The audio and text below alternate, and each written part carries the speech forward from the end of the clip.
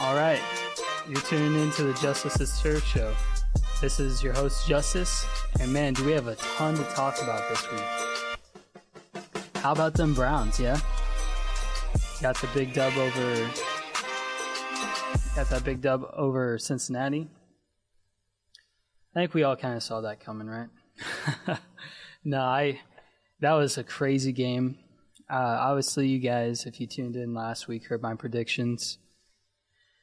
I pretty much went a little. I got the Browns score perfect. I hit the 24, but I guess I gave the Bengals a little bit too much credit.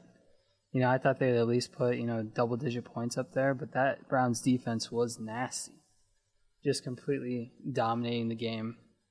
That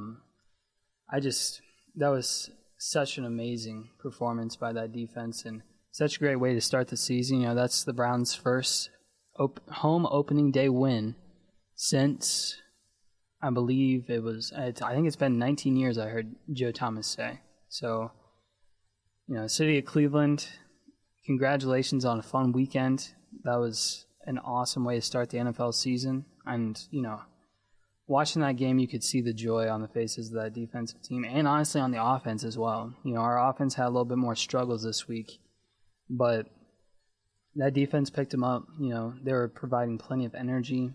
You had competitions between people on the same team. At that point, it seemed like the Bengals, I know, are going to bounce back and they're going to get right. Joe Burrow's going to get healthy and everything, but it really seemed like the Browns had, the defense had it in the bag. They had no fear of anybody on that offense. They felt like they were completely in control. And so it almost felt like the Browns were competing against each other. I think Za'Darius and Miles were trying to see who would get to Joe Burrow the fastest. I think the DBs, were just trying to play lockdown defense, see how many, times they're targeted and get that ball out of there. Honestly, that was one of the best defensive performances I've seen. And we had a lot of great defensive performances this weekend.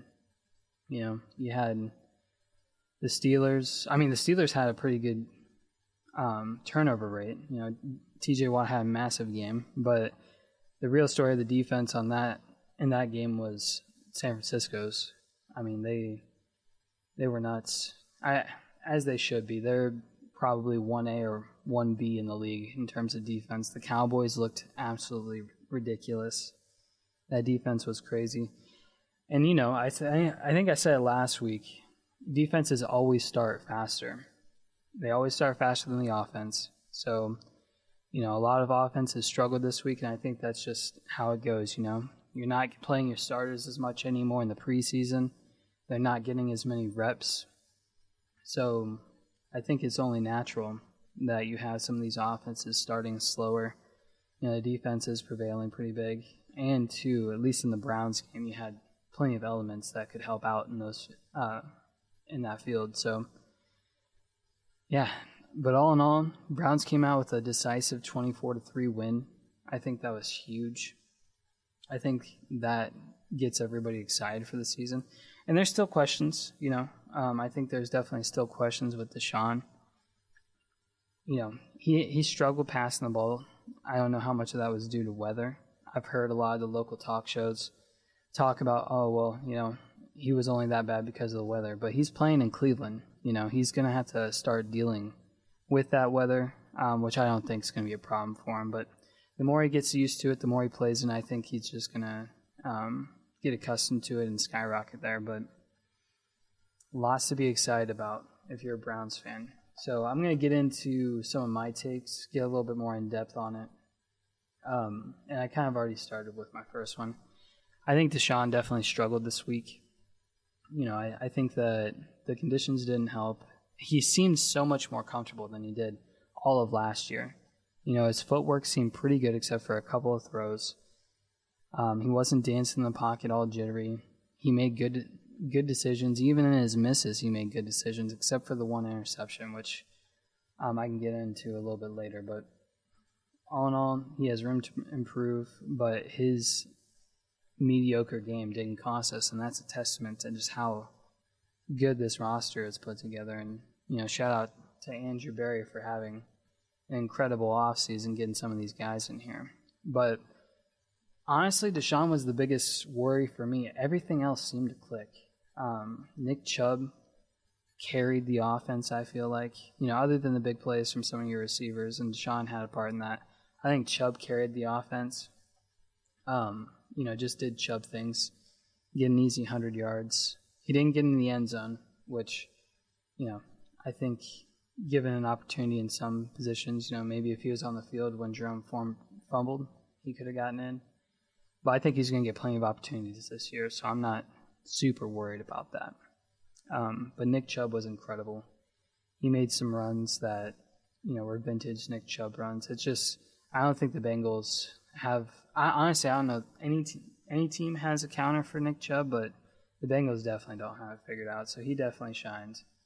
I think, unfortunately, Jack Conklin went down with a knee injury.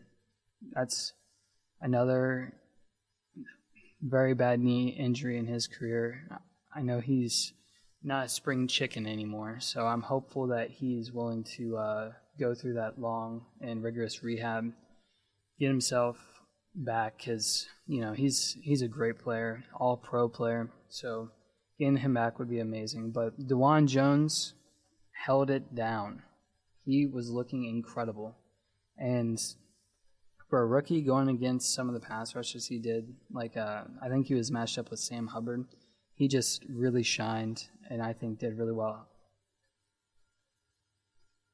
I went back and watched the L-22, and I honestly didn't really see him get beat much. Now, there was a couple of pass sets where, his balance and stuff might have been able to be a little bit better. Deshaun had to move, but he didn't do anything to detriment the team. And I think that just shows how fast he's becoming accustomed to playing tackle in the NFL. I mean, I'm very impressed with him. He's had an amazing camp.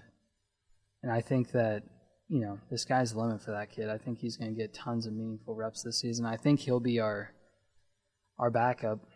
I think he'll be our starter going forward. So, hopefully he continues to impress. I'm really excited about him. I think he's definitely been the steal of the draft so far. Some other ones, obviously, I talked about how great the defense was. Miles had some iconic moments. I think that moment where he sacked Joe Burrow, iced the game, and kind of did his little victory dance or pose, I think that's an iconic moment. And honestly, I think that could be a catalyst for what happens this season. But that's enough Browns talk for now. I'm going to go to commercial. When we come back, we're going to get into some more topics. We're going to talk a little bit about more of the games this weekend. Not just Browns, but some more games coming up this weekend. So get back to you in a bit. Stuck in a rut? Feel like you need a change? Well, Ohio Media School is that change. With hands-on coursework taught by broadcast professionals, you too can work on one of many student-run internet radio stations on one of our 7 campuses. Just call 216-503-5900. That's 216-503-5900 or visit beonair.com. There's also job placement assistance at Ohio Media School to go along with the diploma program. Financial aid is available for those who qualify. The Ohio Media School, we change lives. Ever wanted to get into TV or radio but never knew how to get started? Ohio Media School is going to give you the push you need to further your career in broadcasting. It's a 9-month program with hands-on training taught by broadcast professionals. They offer job placement assistance and have 7 different campuses to choose from. With student-run internet stations, Ohio Media School also has financial aid for those who apply. Ohio Media School is located in Valley View at 9885 Rockside Road. For more information, please call 216-503-5900 or visit beonair.com. Ohio Media School. We change lives. You have an interest in being in broadcasting? Ohio Media School has hands-on coursework taught by broadcast professionals on 7 different campuses. Our Cleveland campus is located at 9885 Rockside Road in Valley View, Ohio. Ohio Media School currently hosts 2 student-run online radio stations with loads of internship opportunities. Call today and learn about our job placement assistant programs, diploma program, and our financial aid services at any of our 7 different campuses at 216-503-5900. That's 216-503-5900 or beonair.com. At Ohio Media School, we change lives. Are you looking for an exciting new career in television, media, or radio? Check out the Ohio Media School, located at 9885 Rockside Road, Suite 160. We offer a diploma program with hands-on training taught by broadcast professionals, student-run internet radio station, and job placement following graduation. With 7 different campuses to choose from, what are you waiting for? Give us a call today at 216-503-5900. That's 216-503-5900. Or visit us online at beonair.com. That's beonair.com. Remember, at the Ohio Media School, we change lives. By attending the Ohio Media School, you can experience hands-on.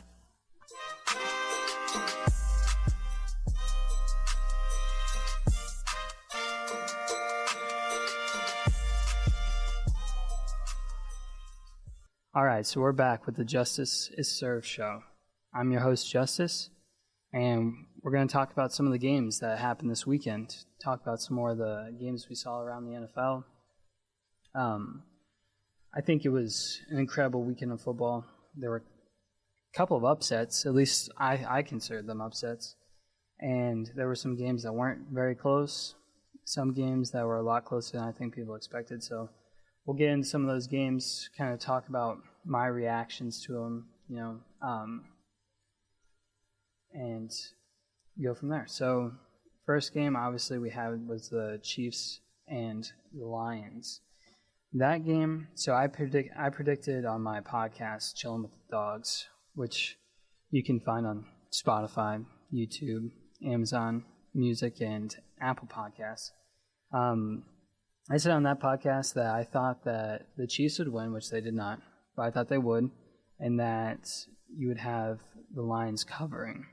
I figured it'd be a close game. I think the spread was like 5.5, and I thought it was going to be close, but I definitely didn't foresee how good that Lions team was going to play. That defense was pretty nice. All around, I think it was just a good effort, and I think it's a huge win for that franchise. Huge win to start this season. I think that it could be a catalyst point for them. I think on their schedule, they probably marked that down as a loss. At least the fans did. So being able to go in to Kansas City on their big night and steal that win, I think, is huge. So yeah, I'm excited to see what the Lions do going forward. Some more games in that early slot there. We talked a little bit about the Browns and the Bengals and how great that game was. Another one that a lot of Browns fans had their eyes on was the 49ers and Pittsburgh game. Now, that was another game similar to ours where it wasn't very close.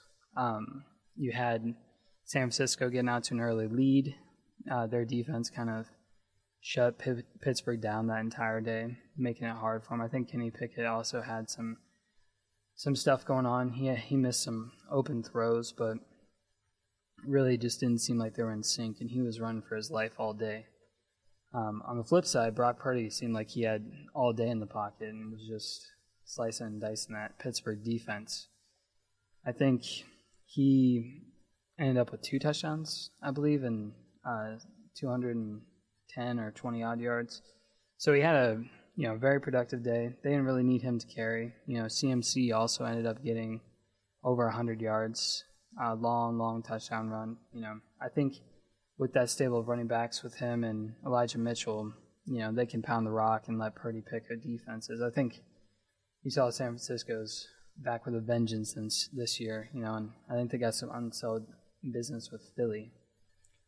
All right, moving on. We had the Texans and the Ravens, another game Browns fans had their eyes on. You saw that game was confusing. Obviously, it was C.J. Stroud's first game, Will Anderson's first game. That's a young team with a rookie head coach, I think that they're going to be all right, but I think this year is going to be rough for them. I think they'll be in the bottom again. Let those pieces mature. Get another superstar on that team. I think they could be pretty good. But they ran into the Ravens, and I didn't really get to see a lot of this game, but from what I gather, Lamar Jackson did not look very well. It seems like they're trying to make him more of a pocket passer, which I think limits a massive part of his game. So he didn't have the best day, and the offense got dealt a critical blow. J.K. Dobbins is out for the season, and that's sad to see. I'm by no means a Ravens fan, but I am an Ohio State fan, and I love Dobbins. It's sad to see him go down, especially, given his past history. I think that makes it really hard for him. So wish him a good recovery this season. Hopefully he'll get right and be able to contribute next year. But yeah, the Ravens handled business. It didn't look great. They had some losses on their team, but they ended up going 1-0, which is all you can ask for. All right, moving on, we got the Bucs-Vikings game. That game was one of the closer ones, one that I did not anticipate going that way. I thought that the Vikings, Jettis had a huge day. Geronimo Addison also had a really nice day, especially for his debut. So I didn't get to see a lot of that game too because I was watching the Browns, but I think based off that, you see a very tight. I really don't think when I look at those rosters that they're too dissimilar. As far as overall talent goes, positions are definitely different. I think one of Tampa Bay's strengths this year can be their defense. That defensive line is still nasty. They still got 2 great linebackers there, and an all right secondary. So that defense is still something to be excited about. Their offense, if you have faith in Baker and give him an opportunity to perform and feel comfortable, I think, he's got plenty of weapons around him to be productive there. So that game didn't go the way I thought it would, but I'm happy to see Baker do well. Falcons-Panthers game, I'll go through this quick. I thought that it would go that way. I think the Panthers are just needing more pieces around Bryce Young. Desmond Ridder, the boys, Bijan had a big game. I think that we kind of saw that coming. I think the Panthers are a couple years out maybe still. So Falcons are a little bit further on in their trajectory. Cardinals and Commanders. That's another game I didn't spend much time looking at. The Cardinals are trying to get Caleb Williams, I think. They had kind of not punted on the season, but definitely traded some key players that showed where they think they're at this season. So having the Commanders win there isn't too surprising. The Colts-Jaguars game was definitely interesting. Got to see Anthony Richardson for the first time, and he did some cool stuff. He's a rookie with, kind of in a similar boat to Bryce Young. Not a ton right now around him. He does have a nice receiver in Michael Pittman, but they end up losing to the Jags. A little bit closer than I thought it was going to be. But, Calvin Ridley had a huge day. Excited to see what he does over there. I think that the Jags are going to be a force to be reckoned with. And then moving on, we got Tennessee versus the Saints. That one, a lot closer than I anticipated it being. I thought that the Saints might have had a chance to have a big day offensively, and they kind of had an average day, I guess. It seems like the Chris Olave, Derek Carr hookup starting to become apparent, which is good to see. Hopefully that matures and gets better. But that game was a tight one. Saints end up coming out on top. Same deal with the Raiders and Broncos. A game that was a division game. Raiders ended up edging out the Broncos 17-16. I think that there was just a product of, it being Sean Payton's first game coach in this team. You also had Russ not having a huge day, so hopefully they get it together and start making a push, but the Raiders came out on top there. Then you got and I'm going to have to speed run these next ones. Eagles-Patriots 25-20. I think that game was close, a lot closer than I anticipated. Eagles end up coming out on top. Rams-Seahawks 30-13. Definitely didn't see that coming. This was one of the upsets that I was talking about. The Rams being able to go in there and beat the Seahawks like that, I was not anticipating that whatsoever. Dolphins-Chargers. Dolphins come out on top. Tua and Cheetah have a huge day. Definitely destroyed my fantasy team, which is unfortunate. But, yeah, no, they were nuts. Waddle doing his thing. Miami looks scary this year. Packers-Bears. Sad to see my Bears lose. Especially pretty bad to Jordan Love. But, we'll get him next time. I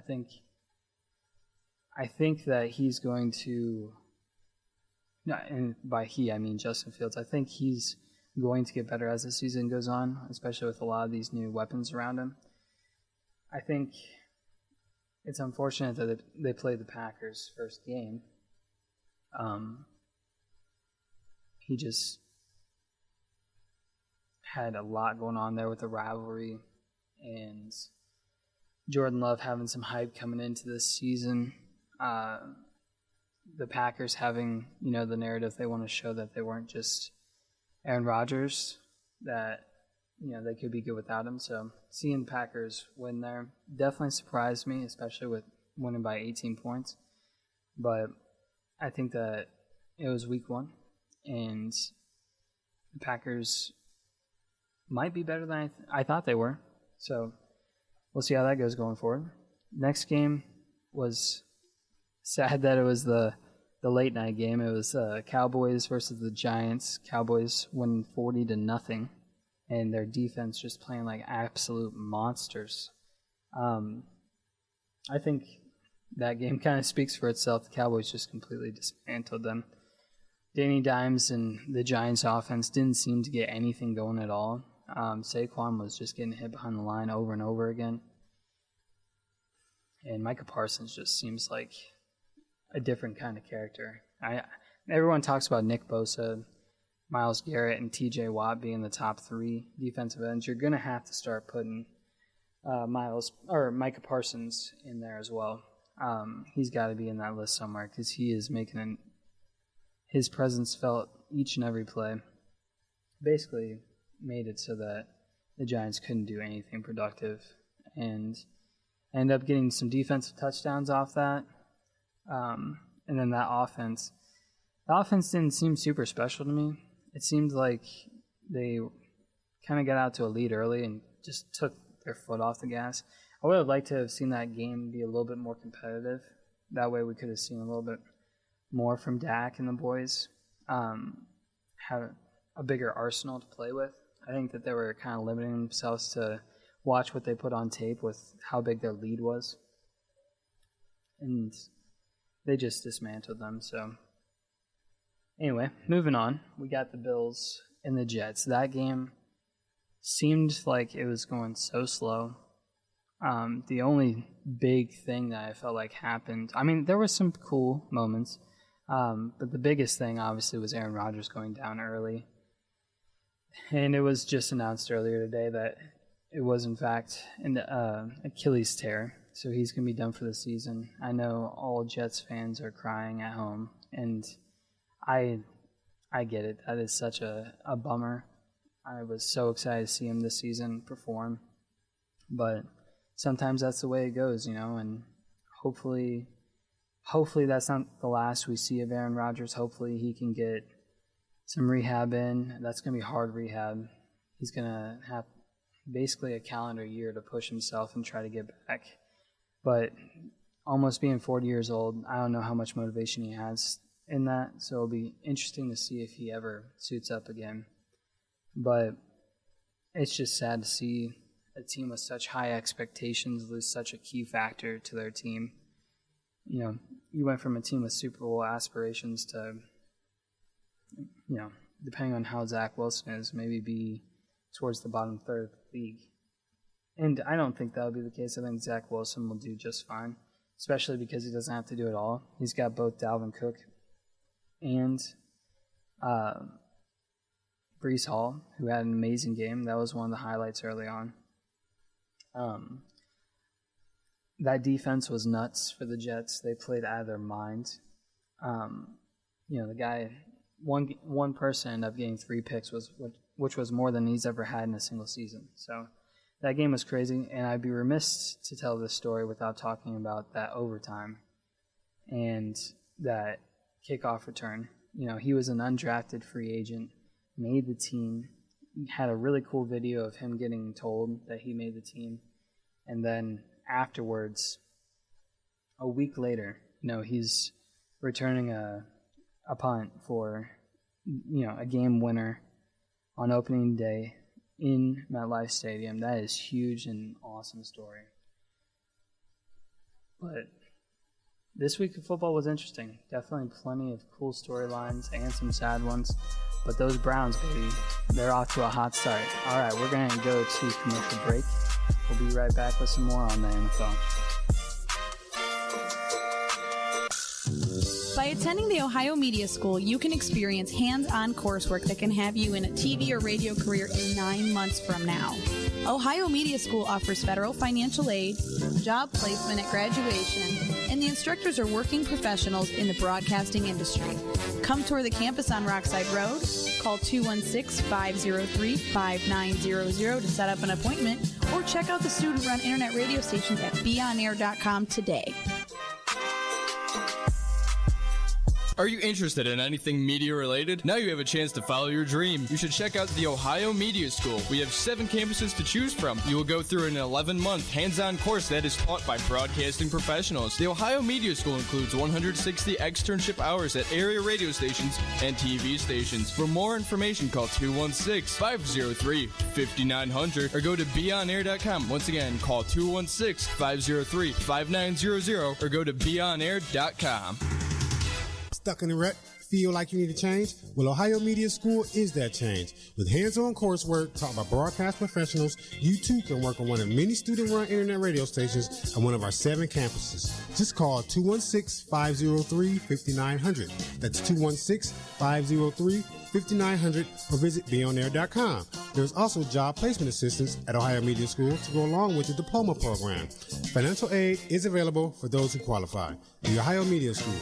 We change lives. Ever wanted to get into TV or radio but never knew how to get started? Ohio Media School is going to give you the push you need to further your career in broadcasting. It's a 9-month program with hands-on training taught by broadcast professionals. They offer job placement assistance and have 7 different campuses to choose from. With student-run internet stations, Ohio Media School also has financial aid for those who apply. Ohio Media School is located in Valley View at 9885 Rockside Road. For more information, please call 216-503-5900 or visit beonair.com. Ohio Media School. We change lives. All right, welcome back into the Justice is Served show. I'm your host, Justice, and we're going to get into the Steelers game here a little bit.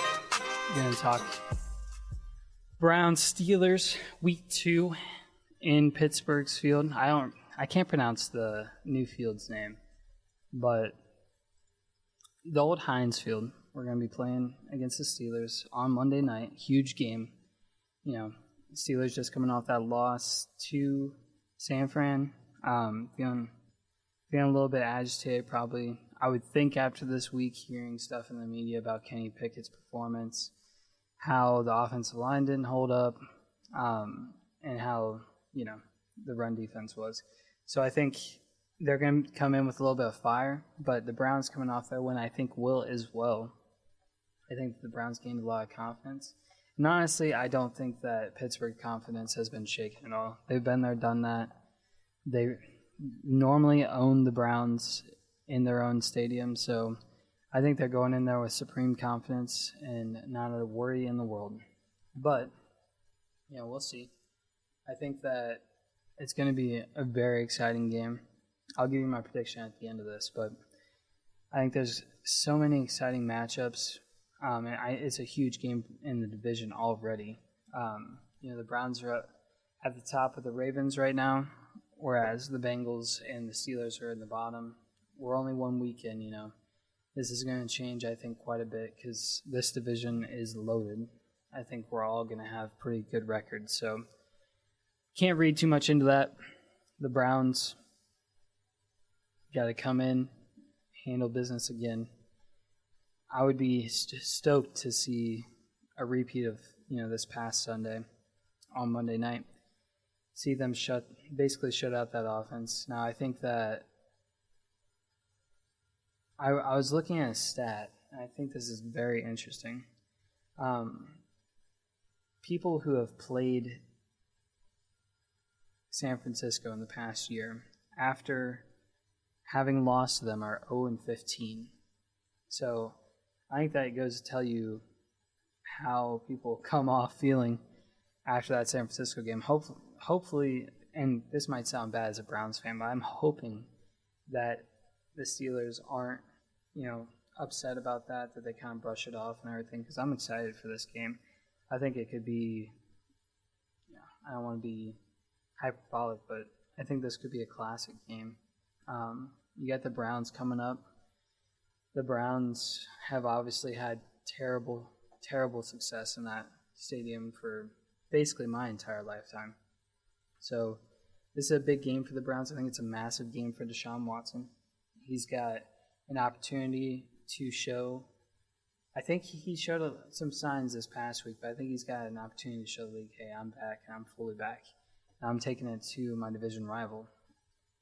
Not once, but twice already. So hopefully you get to see that, Deshaun. But honestly, if we just run the ball like we did this past week, Deshaun be a little bit better in that defense, just try to repeat what they did. Obviously, that's hard to do, and you can't expect the conditions to be like they were. But I was listening to Browns Daily yesterday, and they said it perfectly. A defense like that travels, that kicking game travels, the run game travels. So a lot of that stuff, that's easy, not easy, but that's a lot easier to reproduce than, say, our passing game and what that's been like. I think that the Browns' one area of growth that has to happen if we're trying to get to where we want to be is that passing attack. Now, I think that this is going to be an opportunity for the Browns this week. Watching that Pittsburgh and San Fran game, it seemed like Pittsburgh struggled a lot with their receivers. Now, they do have two very physical wide receivers and an incredibly physical tight end, not to mention Juszczyk, who's also, fullback. And CMC's got physicality to him as well. So I think that San Francisco just went in and manhandled them. Other than TJ Watt. TJ Watt had a crazy game again, as he always does. But I don't know. I think that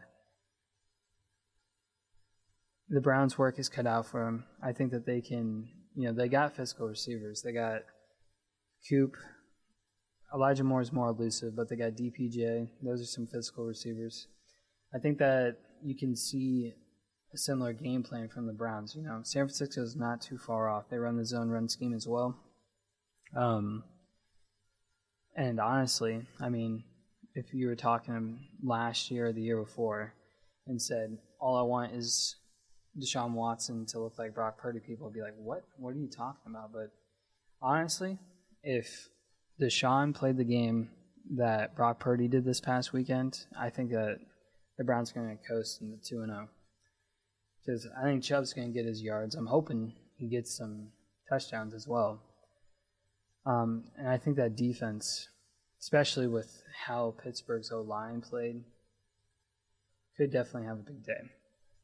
Now, their wide receiver core, that does scare me a little bit. They've got some weapons there. I heard that Devontae Johnson got injured, so I'm interested to see what the news on that is. But they still have a deep receiving core. Pickens is turning into a baller. Pat Freiermuth ended up catching a touchdown. So they got weapons there. They got Najee, who is pretty decent out of the backfield. But the Browns play like they did this past week. I think that shuts down pretty much any offense. That was crazy performance. And it all comes from that defensive line. And I reference CBD a lot, the Cleveland Browns Daily Show, but they said it really well. That Browns defense is something that travels. I think they can easily do that to this Pittsburgh's O-line, who seems suspect.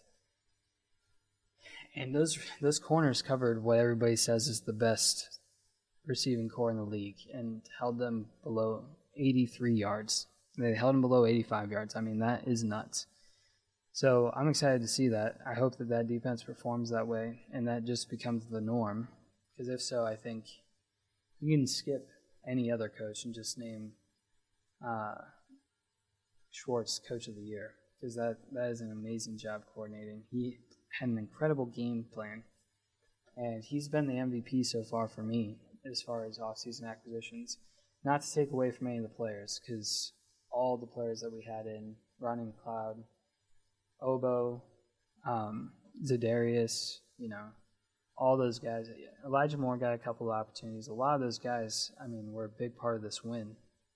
So I think Andrew Berry really knocked it out of the park this offseason. But the big matchups that I'm excited to talk and see in this game are, I'm excited to see DeJuan Jones versus T.J. Watt.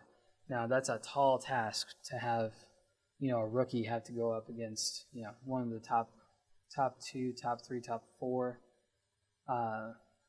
edge rushers in the league. That's a tall order for an experienced tackle in the league, let alone, a rookie. So I have high expectations of him based off what I saw, in the Bengals game. He looked incredible.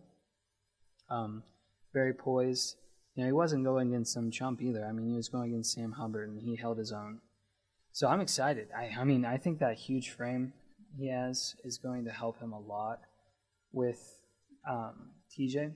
The only thing that I worry about is TJ's speed moves, because I think power-wise he's going to have a hard time getting through DeJuan Jones, but his speed could definitely be a factor going forward for DeJuan Jones. So I think that's one thing he has to make sure his pass sets are right as soon as the ball is snapped. So I'm super excited to see how that goes. I'm also super excited to see how our defensive line plays. This is probably going to be every week, but I'm excited to see how our defensive line plays against their O-line. They were talking about how they had made such big leaps and bounds on the offensive line this offseason. And obviously you didn't see that. They were playing against the 49ers, who, granted, have one of the best defensive lines in the league. But that O-line looked pretty rough. So it'll be interesting to see how that goes for them. And I think our defensive line has a chance to feast. I think Miles could have a couple of sacks, and I think Za'Darius is going to get on the sack total board too. I'd love to see some of the big guys in the middle get some sacks, or some linebacker ones, get some more turnovers. We need some turnovers from this defense. I think that's the one piece missing from this performance on Sunday. But the defensive line and the secondary, I'm stoked to see this secondary against Pittsburgh's receiving core. Like I said earlier, their receiving core is pretty deep. Even if they don't have Deontay Johnson, they still have some ballers out there. So seeing Emerson, seeing Denzel repeat their successes of last week will be exciting. I think Chubb's going to be fine. I think that O-line's going to be fine. We'll get our rushing yards. On offense, I'm really excited to see how Elijah Moore progresses, see more wrinkles with him. And I think the biggest question mark on that offense is Deshaun, and will be until he has consistent Deshaun-like performances. Until he gets to that stage, I think everybody's going to have a sharp eye on Deshaun and his processing, which I think was pretty good this week. But on his execution, he can't be skipping at 5 yards in front of the receiver, and he knows that. I think those conditions didn't help the matter. So I'm hopeful that as the season progresses, we're going to see a different Deshaun each and every week, getting better and better and better. But we'll see. He's got a big test this weekend coming up, going against that Pittsburgh Steelers front. So, all right. We're going to head into this last commercial break here. Coming up, I'm going to give some of my predictions this week coming up in the NFL. So stay tuned for that. We'll see you after the break. If you're looking for a school to help you find your passion, then the Ohio Media School is the one for you. With hands-on coursework taught by broadcast professionals, as well as on-site job placement assistance, the Ohio Media School can take you to greater heights. Be on air within weeks starting with our student-run internet radio stations. Visit the Ohio Media School campus, 9885 Rockside Road in Independence, Ohio, with 6 other campuses to choose from across the U.S. Call us at 216-503-5900 or visit online at beonair.com for more info. Ask about our diploma program, financial aid available for those who qualify. The Ohio Media School, We change lives. Does this sound like your life? I'm gonna need you to go ahead and come in on Sunday. Okay? Or what about this? This steak is medium rare. I asked for it medium. Let me ask you something. How hard is your job? How intelligent do you have to be to take a food order? Tired of living your life in a rut? Thinking about going back to school, but don't want to deal with something like this? Today, we have a similar debate over this. Anyone know what this is, class? Anyone? Anyone? Then it's time to jumpstart your career at the Ohio Media School. 7 campuses to choose from, taught by broadcast professionals in a 9-month hands-on course. Includes 160 externship hours at area radio and television stations. Job placement assistance and diploma programs are available. For more information, call 216-503-5900 or check us out on the web at beonair.com. 216-503-5900, beonair.com. The Ohio Media School, where broadcasting careers begin. By attending the Ohio Media School, you can experience hands-on coursework that can have you in a TV or radio career in 9 months from now. Ohio Media School offers federal financial aid, job placement at graduation, and the instructors are working professionals in the broadcasting industry. Come tour the campus on Rockside Road. Call 216-503-5900 to set up an appointment, or check out the student-run internet radio stations at beonair.com today. If you're looking for a school to help you find your passion, then the Ohio Media School is the one for you. With hands-on coursework taught by broadcast professionals, as well as on-site job placement assistance, the Ohio Media School can take you to greater heights. Be on air within weeks starting with our student-run internet radio stations. Visit the Ohio Media School campus, 9885 Rockside Road in Independence, Ohio, with 6 other campuses to choose from across the U.S. Call us at 216-503-5900 or visit online at beonair.com for more info. Ask about our diploma program, financial aid available for those who qualify. The Ohio Media School. We change lives. All right, welcome back into the Justice is Served show. My name is Justice, your host, and we're going to be talking a little bit more about the upcoming games this week. We got tons of good matchups coming. Obviously, coming off the week 1, people are going to be a little bit more in football shape. We're going to get a little bit more of an actual sight on what these teams are going to be this year. You know, they usually say don't judge a team before week 5. You know, you get your first quarter of the season out there. That really gives you a good view of who you are as a team, and I definitely agree with that. I think in these first couple of weeks, we're not necessarily going to know. We're going to see flashes, we're going to see potential, but we're not going to necessarily know what teams are at this point in the season. So that just makes the matchups even more fun, because really anything can happen. So coming up this week, I'm going to go through the matchups, let you guys know what I think, and go from there. Give some predictions. So first game, Thursday night, we got Vikings-Eagles. I think that's going to be a fun game. I'm excited for that game because you're going to get Jettas, you're going to get A.J. Brown. I mean, obviously the Eagles have tons of stars everywhere. So I think you probably know where I'm going with this one, what my prediction will be. But the Eagles struggled a little bit this week with the Patriots. You know, most of the game it felt like they were in control, but the Patriots kind of started coming back a little bit. I don't think that's a sign to come. I just think that the defense was getting a little tired or something. And Mac Jones and the Patriots made some good plays. So I still have tons of faith in the Eagles. I think that they're either 1 or 2 in the league this year. I definitely think they have a chance to repeat as NFC champions, or at least be in that championship game. So this game, I kind of think that the Eagles are going to take it to the Vikings. Now, I know that's me probably thinking too highly of the Eagles, but I don't know. I think the Eagles are, like I said, one of the best teams in the league. So I think they take it to the Vikings, who kind of sludged their way through week 1, other than Jettas, Addison. You know, their offense definitely wasn't as loud as it was last year at times. So I see this game being somewhere like 35 to 20, probably 20, 35 to 20. I think the Eagles win pretty handily. And then our next game we got Bengals versus Ravens. So the NFC North's just clashing early. Everybody's getting, early shots in. So Ravens play the Bengals. We'll see Joe Burrow and that team again go against Lamar. I think both these teams and offenses struggled at times last week. Bengals obviously did. Ravens obviously won, but Lamar didn't have the best day, and they were without Mark Andrews. So I think this game's going to be pretty tight. I still think the offenses are going to be a little bit slow. There's two pretty decent defenses there. I definitely think the Bengals have the edge defensively, but I think it's going to be close, and the Bengals end up winning. I think it's going to be 23-20. Close game, but the Bengals find a way to win. Next up, we got Seahawks-Lions.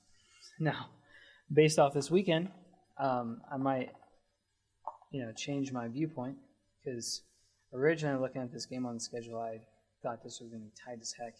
I actually probably would have taken the Seahawks edging out the Lions in this one, especially because the Lions aren't at full force yet.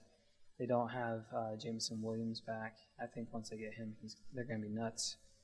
But the Seahawks had a rough weekend, lost pretty big to the Rams. So we'll see. I think that they bounce back a little bit this week. I think I will take the Lions winning this one. But Seahawks definitely bounce back, and I don't think they're going to have problems going forward. But the Lions win this one, let's say 29-23. All right, next up, we got a rough one. We got Colts versus Texans. That game, you got two rookie quarterbacks, which will make it very fun. But two teams who are kind of, I think, and they might prove me wrong, but I think they're going to have some rough goes of it this year. I think they're both teams that are building and have tons. Well, I wouldn't say tons, but they have a lot of good pieces on their teams that could eventually put them in a decent spot. So I think both the Colts Texans are going to be low. They're going to be drafting high this year, get some more talent, and might be able to play with the Jaguars in that division. But right now, they're both rebuilding. So I don't really have a good feel for this game. But I like what the Colts did this weekend a little bit better. So I'll say they end up winning. I'll say it's 23-20. Relatively close game. Not a ton of points scored. But Colts end up winning there. Next up, we got the Bears and the Buccaneers. This one, I would have thought maybe had the Bears had a better showing this weekend that they might take it to the Bucs here. But the Bucs won, and they beat it. What most people thought is a playoff team. So this one's another one that's similar to toss-up. But I like the Bears here, I think. I think this one's also close. But I like the Bears. I think they just have, I don't know. Looking at that game, the Bucs could win that game too. But I'm going to go with the Bears just because I'm a fan. So I'm going to say it's close. A little bit more high scoring. I think it's going to be 28-24 Bears. But I think the Bucs are going to surprise some people this year. So I don't feel super cozy on that game. But moving on, we got KC versus the Jags. This is like one of the best matchups, I think, this weekend. So excited to see this game.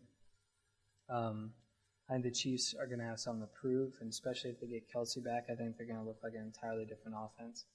I think they're going to go out there and be a little bit upset, try to take it to these Jags. But I don't know, the Jaguars look pretty good this weekend. That Calvin Ridley and Trevor Lawrence connection is getting pretty good.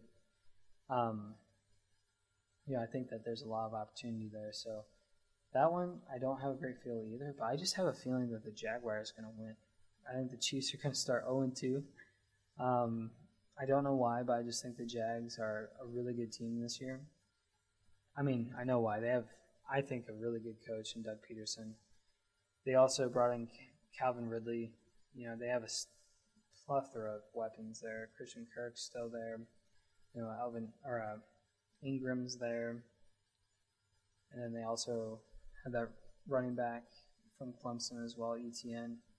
So they have tons of weapons. That defense is nothing to scoff at. So it'll be interesting to see, but I think the Jaguars win this one real close. I think it's going to be 31-29, pretty high scoring. All right. Next up, we got the Packers and Falcons. I think that the Packers and Falcons both played pretty well this weekend. I think the Packers obviously played incredibly well. I think they're two very similar teams as far as talent goes. I think Falcons have a lot more offensive talent, whereas the Packers might have some more defensive talent.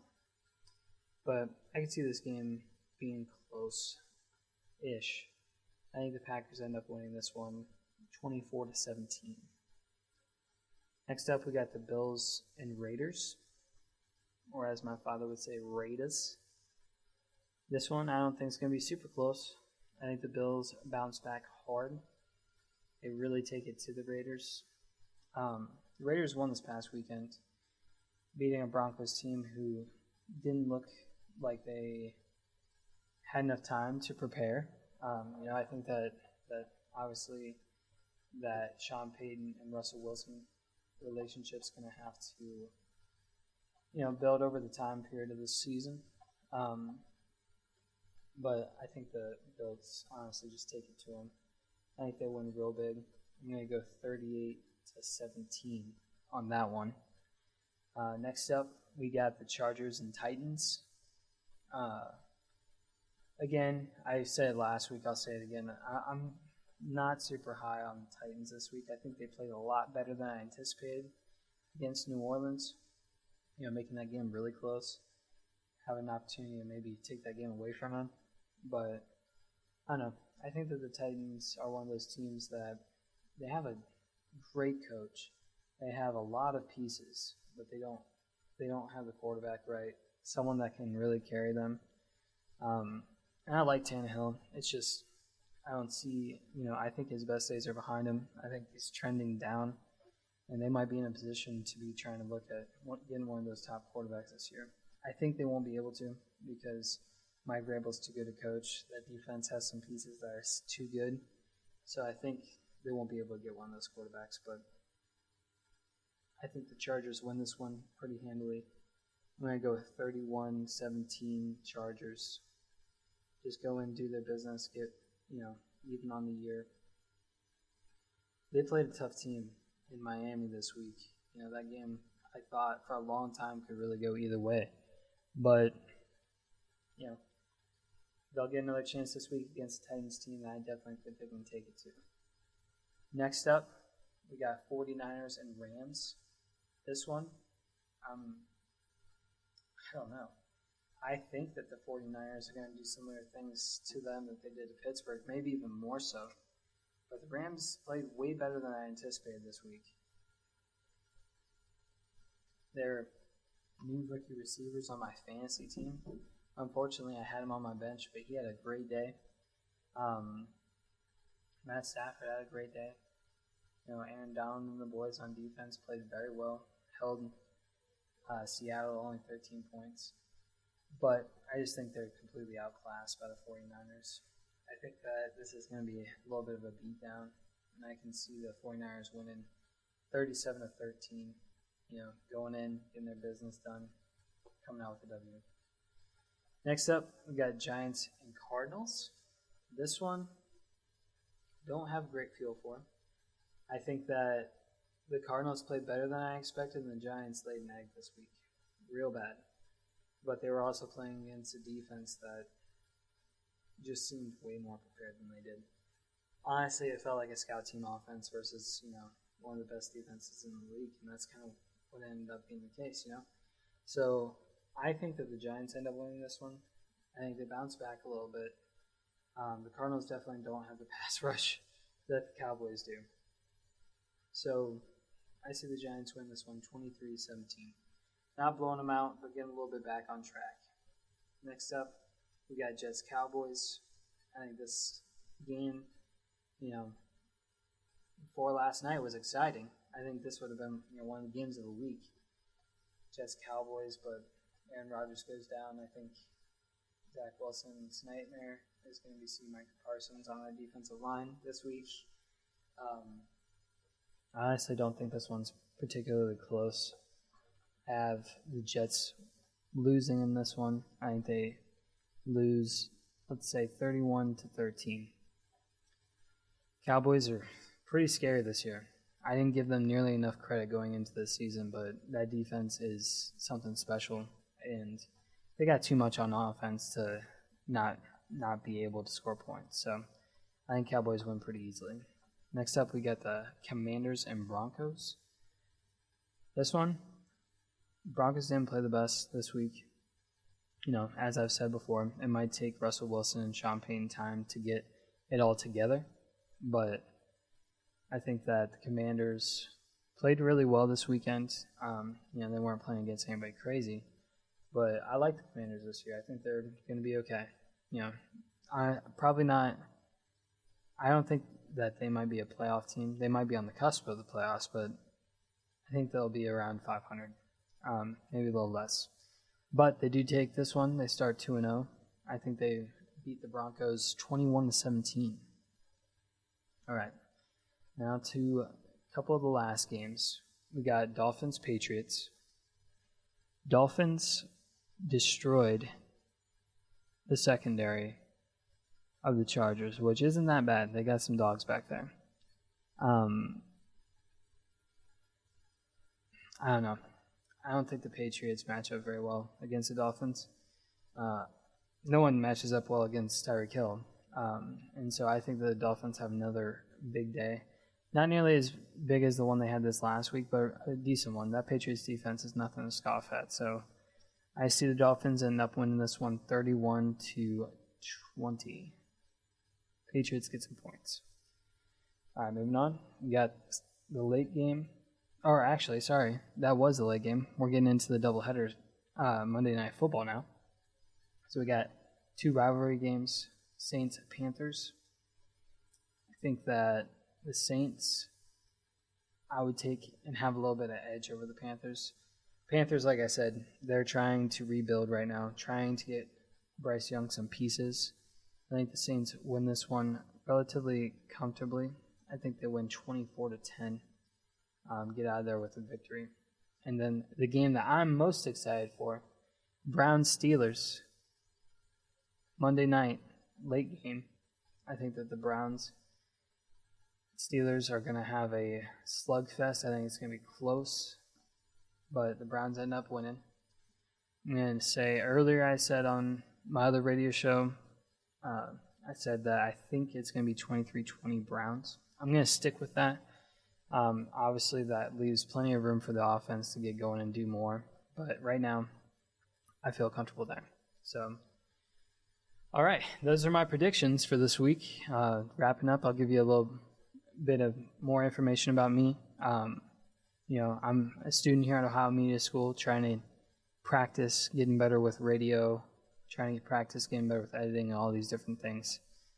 Get my voice out there, get better at these things, because this is my passion, something that I've always dreamed of doing. So if you want to support me, this show is going to be on YouTube at my YouTube link, Justice Garber. You can also get all my other content there, including my sports talk podcast with my dad called Chillin' with the Dogs. It's a lot of fun. We're recording an episode a night. Episodes drop on YouTube, Spotify, Apple Podcasts, and Amazon Music Fridays early in the morning. So you can check those out at any of those places. You know, YouTube and Spotify tend to be the big ones so far. So definitely check those out and support. That'd be awesome. Helps me out, lets me know. And also too, I'm looking for interaction with you guys and trying to get my name out there and get to know you guys more. The more you guys interact, the more fun this this radio show can be. So, yeah. Alrighty, guys, that does it for the show this week. My name's Justice. You've been listening to Justice is Served. Have a good weekend, and go Browns.